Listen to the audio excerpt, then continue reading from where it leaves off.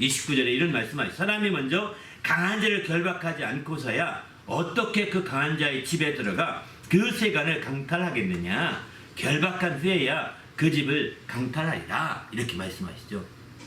이 말씀을 이제 그들과 대화 중에 그 반문하시면서 결론을 이렇게 내신 거예요. 주님 1차적인 결론은. 사람이 정말 강한 자를 결박하지 않고서야 어찌 그 모든 걸 자유롭게 할 수 있겠느냐. 할 수가 없다는 거죠. 그러면 여기서 강한 자가 누구냐? 우리가 알다시피 이 강한 자라는 것은, 여기서 강한 자는 다른 것이 아닙니다. 바로 귀신입니다. 사단이나 마귀가 강한 자라고 우리는 그렇게 이 성경 해석을 그렇게 많이 하거든요. 그런데 마귀, 성경에 보면 마귀, 사단 이렇게 같은 존재입니다. 하나님을 향해서 사단이고 사람을 대해서는 이제 그 마귀라고 이렇게 부르거든요. 그러니까 우리는 사람으로 생각한다면 마귀라고 해야죠. 하나님께서는 사단이라고 하시고 우리는 마귀라고 해야 되는 겁니다. 그래야 정상적인 표현이거든요. 그런데 이 마귀가 사실은 결박한 것은 언제 결박되냐? 물론 마귀가 정죄받은 것은, 심판이 완전히 끝난 것은 바로 예수께서 십자가에 죽으심으로 이제 하나님의 아들을 그가 죽이고자 했던 하늘에서부터 꿈꿨던 그 일을 여기서 펼침으로 말미암아 그가 하늘에 쫓겨난 이유를 불의한 자, 불법한 자를 쫓겨났다는 사실이 입증되어서 완전히 심판이 끝난 거죠. 물론 그러기 전부터 이제 믿지 아니함으로 심판을 받았다 이렇게 말하죠. 그러니까 예수가 하나님의 아들이 오셨구만, 믿지 아니함으로 심판받은 겁니다. 이미 그때부터도 심판이 이루어졌죠. 그리고 더 나아가서 그 심판이 확정된 것은, 불의와 불법 확정된 것은 예수께서 십자가에 죽으심으로 말미암아 이제 죄가 없는 자를 죽었거든요. 죄 없는 자를 자기 모든 권세를 가지고 죽였으니까 그 결과 그는 이제 불법한 자예요. 불의한 자가 된 겁니다. 그러나 여전히 그럼에도 불구하고 사단이 지금 결박된 게 아니잖아요. 강한 자로서 결박된 게 아니잖아요. 결박돼서 어디로 끌려가든가 어디로 집어쳐넣든가 이렇게 되는데 여전히 지금도 형벌받기 전이건만 여기에 여전히 행행한단 말이에요. 그런 걸 본다면 사단이나 마귀가 결박됐다기보다는 여기서는 귀신이 결박된 거죠. 귀신이 결박되어서 자기에 있던 처소에서 나올 수밖에 없는 상황이 됐잖아요.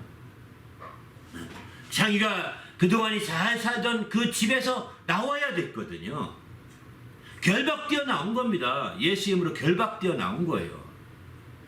강한 자라고 표현 쓰고 있잖아요. 귀신이 강한 자입니다. 약한 자가 아닙니다. 이유가 뭐냐면 귀신은 영적 존재고 또 그 들어가 있던 그 사람은 육신적인 정말 제한을 받고 있다 보니까 약한 거예요. 그래서 귀신이 들어가게 되면 귀신의 영향력이 그대로 미쳐서 귀신이 저주받은 꼴로 그대로 나타냅니다. 귀신이 저주받은 모양을 그대로 그 사람 속에 드러내게 됩니다.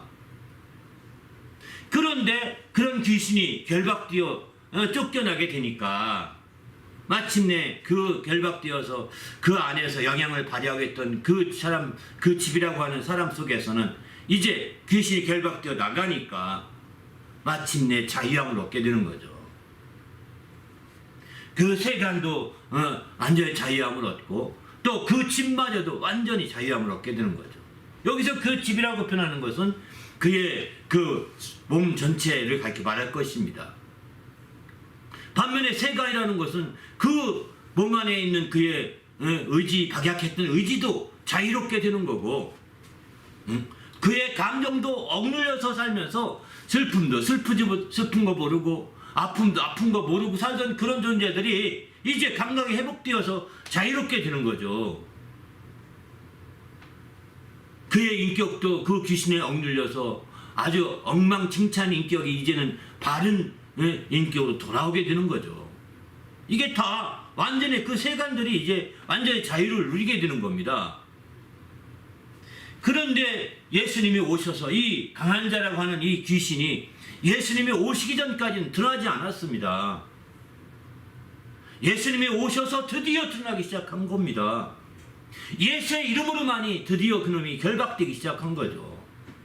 예수 이름으로 결박되어서 마침내 그게 쫓겨나게 되는 거 아니겠습니까? 그런 강한 자라는 것을 여기서는 분명히 말하고 있습니다.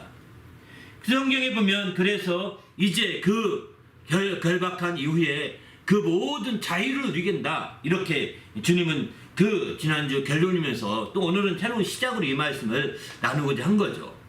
왜 이것이 중요하냐면 바로 이것들이 안 나가려고 어떻게 하는지 아십니까? 또 다시 들어오려고 어떻게 하는지 아십니까? 뒤에 일을 계속 생각하는 겁니다. 뒤에 일을.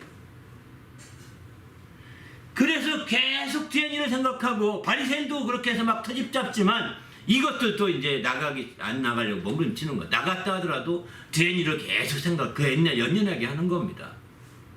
과거를 연연하게 하는 겁니다. 그러니까 그게 결국은 다시 귀신이 들어올 수 있는 통로를 만들어주는 것과 똑같은 거죠. 뒤에 일을 끊어내야 되는데 아마 여러분 아무리 인생이 슬프고 어렵고 힘들고 고달파도 좋은 거 한두 가지 있잖아요. 그죠? 그리고 그걸 연연하지 않습니까? 저는 아직 그런 게 아직 나이가 젊어서 그런 것 같습니다.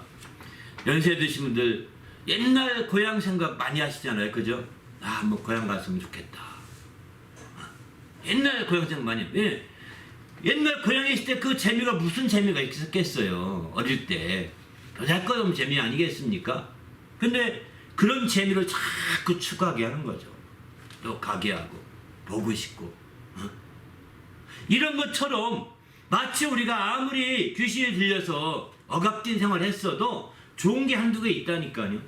그거 자꾸 생각해서 그게 마치 이제 자기의 최고의 행복이었다고 포장을 하고 자꾸 그런 거 연연하고 또 그런 거 자꾸 글쓰기 하고 이렇게 해서 마침내 빼이게 되는 거죠. 그러면 그럴수록 그 귀신들이 더 역사하기 쉬운 거죠. 더 달라붙겠죠. 우리는 그래서 정말 주님 앞에 깨어 있어야 합니다. 이런 악한 것들이 정말 그렇게 된. 그리고 저 강한 자가 강한 자가 마귀가 아닌 것은 마귀가 최후에 결박되는 것은 천년 왕국을 앞두고 결박되게 됩니다. 요한계시록에 20장 1절 2절 3절에 보면 나오게 됩니다. 그러므로 마귀가 결박당했다면 지금 마귀가 꼼짝 못해야 되는 겁니다. 귀신이 결박되어 몸 밖에 나가면 꼼짝 못하는 겁니다. 어떻게 할 수가 없는 거죠. 아무리 강한 귀신이 하더라도 그 몸 안에서 강한 거지 나가는 순간에 무기력해지는 겁니다. 이제 우리가 불러들이지 않는 이상은 그 귀신은 우리에게 작동할 수가 없는 거죠. 그러나 우리가 알다시피 이제 많은 사람들은 또 한국 이상한 옛날 얘기를 들어서 귀신이 무섭다고 하니까 강하다고 하니까 무서운 것으로 아주 밤에도 못 나가는 이런 사람도 있다고 얘기 들었습니다. 그건 아닙니다. 몸 밖에 있는 귀신은요 무서운 게 없습니다. 공기가 무섭습니까? 우리가 지나갈 때면 공기가 부딪히는 게 한두 개가 아니잖아요. 그것처럼 무서운 게 아닙니다. 그런데 이제 우리 몸 안에 그 귀신이 역사할 때 그게 강하다고 표현하는 거죠. 그리고 마침내 그러나 아무리 강한 존재를 하더라도 예수님이 오셔서 그게 다 드러났거든요.